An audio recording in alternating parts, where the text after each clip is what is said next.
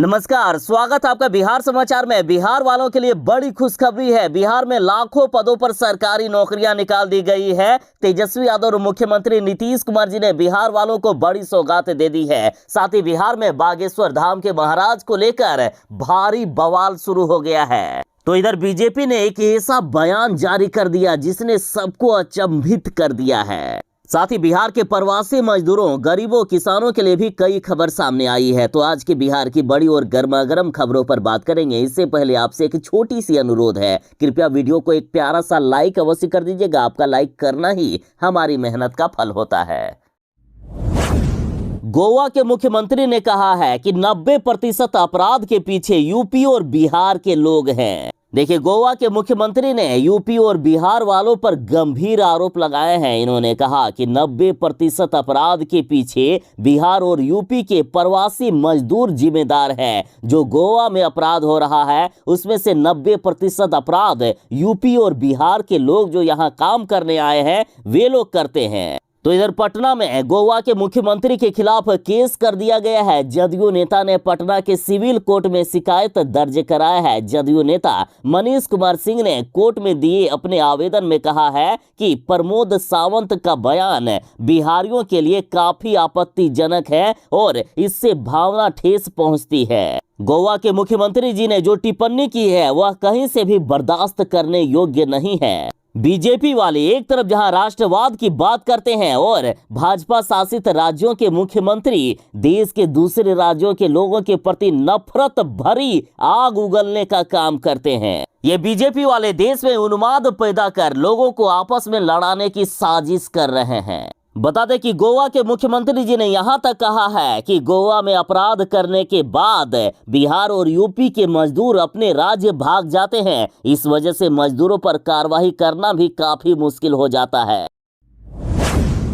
गिरिराज सिंह ने बड़ा बयान दिया है। गिरिराज सिंह ने कहा है कि यदि बिहार में बीजेपी की सरकार बन जाएगी तो बिहार के मस्जिदों से उतार दिया जाएगा लाउड स्पीकर। बीजेपी ने बड़ा ऐलान किया है कि एक बार यदि बिहार में बीजेपी की सरकार बन गई तो बिहार के एक भी मस्जिद में लाउड स्पीकर बजते हुए नजर नहीं आएगा।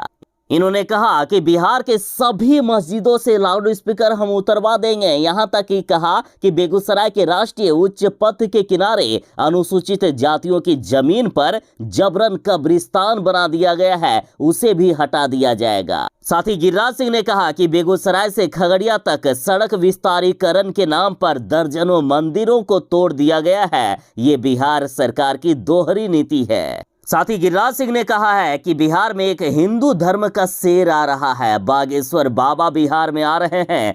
यदि बिहार सरकार में दम है तो इनको आने से रोक कर दिखाए। बीजेपी ने बड़ा खुलासा कर दिया है कि नीतीश कुमार जी ने शराबबंदी बिहार में बिहारियों की भलाई के लिए नहीं बल्कि अपने पार्टी फंड के लिए लागू किया है। शराबबंदी कानून से नीतीश कुमार की पार्टी जदयू को हर साल 10,000 करोड़ रुपए का मुनाफा होता है। नीतीश कुमार जी ने आज पूरे बिहार को शराबी बना दिया। शराब की होम डिलीवरी के पैसे जदयू के पार्टी के फंड में जा रहे हैं। शराबबंदी के नाम पर 10,000 करोड़ रुपए का घोटाला भी कर दिया गया, वह भी पार्टी फंड में चला गया। देखिए, बीजेपी के प्रदेश अध्यक्ष सम्राट चौधरी ने कहा है कि शराबबंदी से पहले राज्य में 987 शराब की दुकानें थी, लेकिन शराबबंदी के बाद ये दुकानें बढ़कर 11,000 से अधिक हो गई है। बिहार में सिर्फ और सिर्फ शराब माफिया और बालू माफिया का राज चल रहा है और इनको सरकार का समर्थन प्राप्त है। सम्राट चौधरी बोले कि बिहार में हत्याओं का दौर जारी है। अब तक 2200 लोगों की जहरीली शराब से मौत हो चुकी है। बालू माफियाओं और शराब माफियाओं का यहाँ राज चल रहा है। नीतीश कुमार जब 2005 में पहली बार सरकार में आए तब शराब की दुकानों की संख्या पूरे बिहार में 987 थी, लेकिन आज इसे बढ़ाकर 11,000 तक कर दिया गया है। मतलब साफ है कि नीतीश कुमार ने पूरे बिहारियों को शराबी बना दिया। शराब की होम डिलीवरी किया जा रहा है। नीतीश कुमार माफियाओं से शराब पूरे बिहार में बिकवा रहे हैं और उससे नीतीश कुमार की पार्टी को प्रतिवर्ष 10,000 करोड़ रुपए का मुनाफा हो रहा है। बागेश्वर धाम के महाराज धीरेन्द्र शास्त्री को लेकर बिहार में भारी बवाल होना तय है। देखिए, एक तरफ जहां तेज प्रताप यादव बाबा को बिहार आने नहीं देना चाहते हैं, तो इधर बीजेपी से विजय सिन्हा ने कह दिया है कि जो भी बाबा का विरोध कर रहे हैं, चाहे वे तेज प्रताप यादव हो या कोई अन्य, वे सभी जानवर हैं और इन सभी को पिंजड़े में बंद कर देना चाहिए। देखिए, नेता प्रतिपक्ष विजय सिन्हा ने कहा है कि बाबा बागेश्वर के बारे में जो उठपटांग ध्यान दे रहे हैं, उनका पतन तय है। जो सनातन का विरोध कर रहे हैं वह जानवर की तरह है और 21वीं सदी में उनका स्थान पिंजड़े में है। उनको पिंजड़े में बंद करके रख देना चाहिए। विजय सिन्हा ने कहा है कि हम लोग बाबा बागेश्वर के पक्ष में खड़े हैं कि चाहे जो भी इनके रास्ते में आएंगे, सबसे पहले हमसे उन्हें भिड़ना पड़ेगा।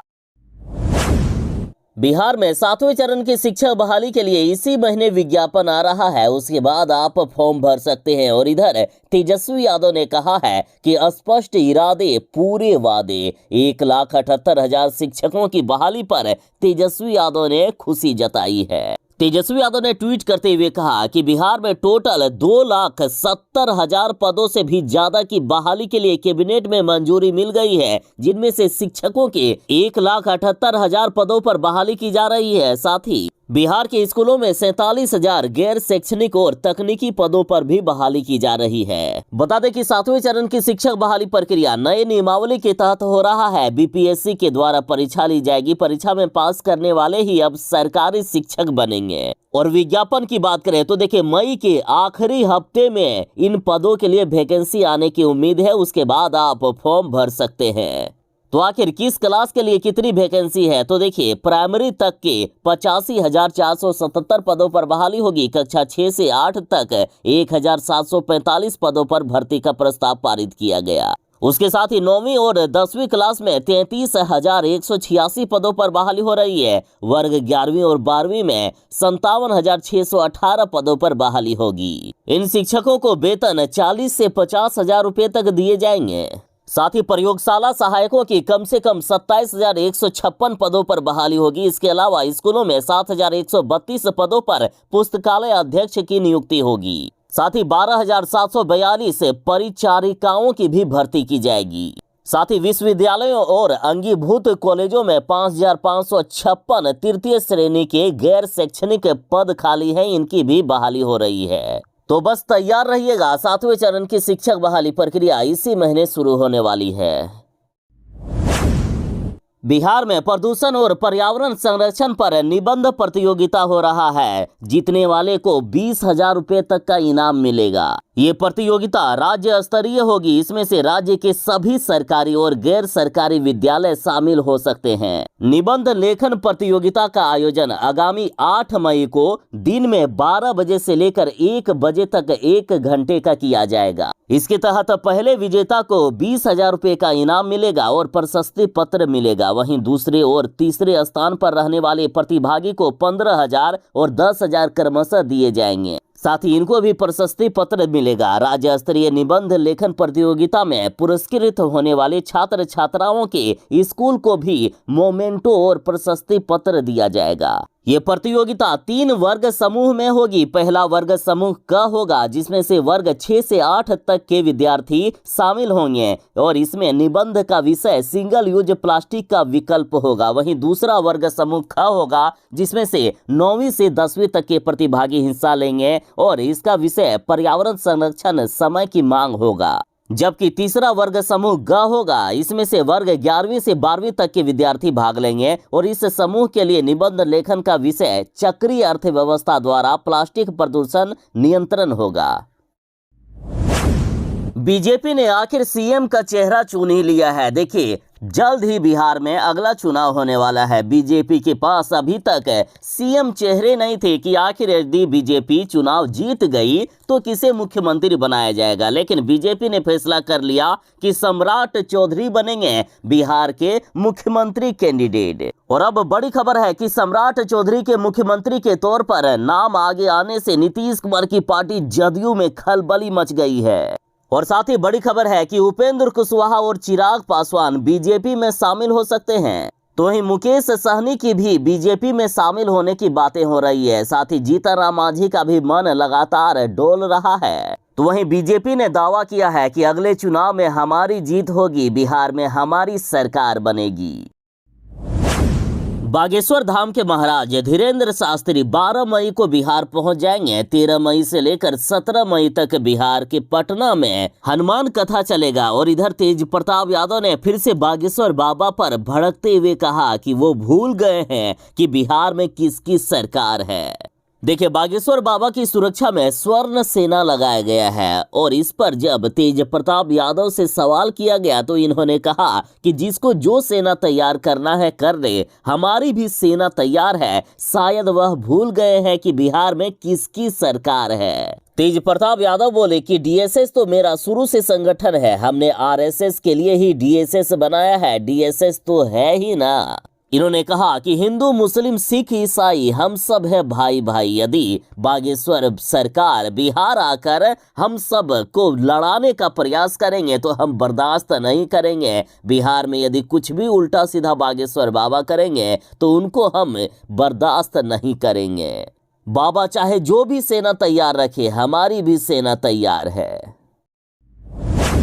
बिहार के सीतामढ़ी में भीषण सड़क हादसा हो गया। एक ही परिवार के 7 लोगों की दर्दनाक मौत हो गई, साथ ही कई लोग जख्मी हैं। देखिए, ऑटो सवार लोग शादी समारोह से लौट रहे थे और इसी दौरान ट्रक ने ऑटो में टक्कर मार दी। इस घटना में एक ही परिवार के 7 लोगों की मौत हो गई। घटना के बाद से स्थानीय लोगों ने सड़क पर उतरकर ट्रक में आग लगा दी। ये घटना बुधवार की देर शाम की बताई जा रही है। साथ ही कई लोग जख्मी हैं, कई की हालात काफी गंभीर बनी हुई है। ये घटना सीतामढ़ी जिले के नगर थाना क्षेत्र के पुपरी सीतामढ़ी पथ पर हुआ है। बता दें कि ट्रक ने जिस ऑटो को रौंदा है उसमें तकरीबन 10 लोग सवार थे।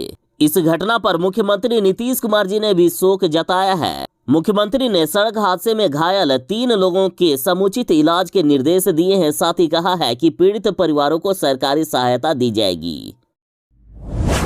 बागेश्वर सरकार पर पप्पू यादव ने बड़ा बयान दिया है। देखिए, पप्पू यादव ने बागेश्वर सरकार की तुलना राम रहीम और आसाराम बापू से कर दी है। पप्पू यादव ने कहा कि इन बाबाओं पर बैन लगा देना चाहिए, चाहे बिहार हो या कोई भी राज्य, कहीं भी इनको आने जाने से मना कर देना चाहिए। पप्पू यादव ने कहा कि बागेश्वर धाम के धीरेन्द्र शास्त्री कोई बाबा वाबा नहीं है, वे एक ढोंगी हैं। साथ ही पप्पू यादव ने बागेश्वर बाबा की आलोचना करते हुए कहा कि यह चमत्कार की बात करने वाले लोग बाबा नहीं हो सकते हैं, यह ढोंगी हैं। जो सच्चे बाबा होते हैं वो विज्ञान और अध्यात्म की बदौलत चमत्कार की बात नहीं करते हैं, सिर्फ मानव कल्याण की बात करते हैं। पप्पू यादव ने बागेश्वर धाम की तुलना राम रहीम और आसाराम बापू से की है। पप्पू यादव ने कहा कि ऐसे बाबा पर बैन लगा देना चाहिए। साथ ही पप्पू यादव ने सवाल पूछा है कि जो लोग बागेश्वर धाम बाबा के कार्यक्रम करवा रहे हैं, क्या उनके घर की बेटी और बहू नंगे पैर कलश उठाकर चलेगी या सिर्फ